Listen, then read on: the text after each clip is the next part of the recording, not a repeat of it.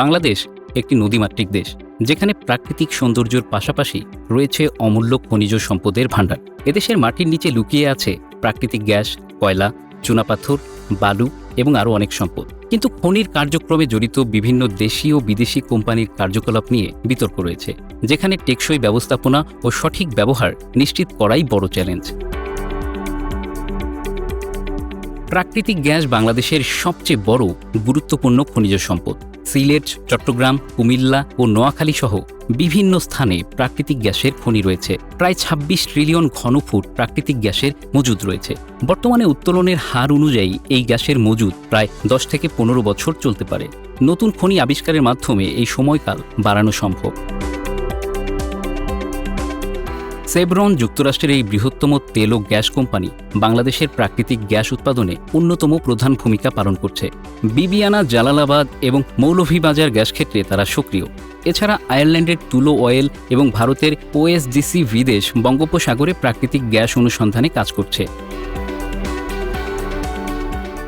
বাংলাদেশের কয়লা খনিগুলি দেশের অর্থনীতিতে গুরুত্বপূর্ণ ভূমিকা পালন করে। দিনাজপুর বড়পুকুরিয়া খনিতে প্রায় ১ মিলিয়ন টন কয়লা উৎপাদন করা হয়। এছাড়াও ফুলবাড়ী, জামালগঞ্জ এবং কুন্দুলি এলাকায় কয়লার মজুদ রয়েছে। আনুমানিক ৩.৩ বিলিয়ন টন কয়লা মজুদ রয়েছে, যা ৫০ থেকে ১০০ বছর চলতে পারে। বড়পুকুরিয়া কয়লা খনি পরিচালনা করে সরকারি প্রতিষ্ঠান Barapukuria coal mining company limited. এই খনিতে সরকার নতুন প্রযুক্তি ব্যবহার করে উত্তোলনের কার্যক্রম বাড়ানোর চেষ্টা করছে।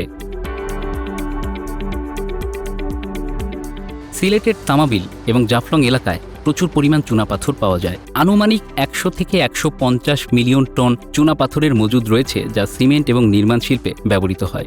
বাংলাদেশ কেমিক্যাল ইন্ডাস্ট্রিজ কর্পোরেশন এই চুনাপাথর খনি পরিচালনা করে থাকেন।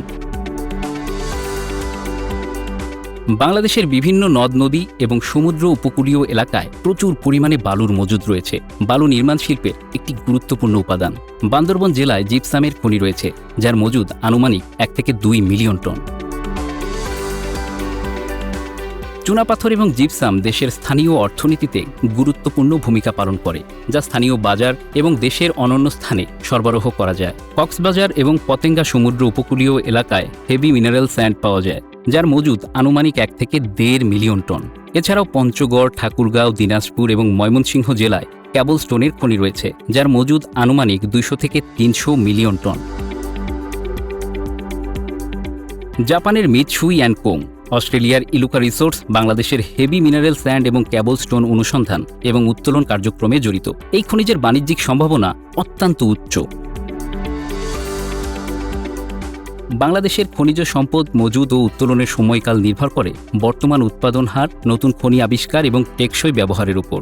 নতুন প্রযুক্তি ও গবেষণার মাধ্যমে মজুদ এবং উত্তোলন ক্ষমতা আরও বাড়ানো সম্ভব।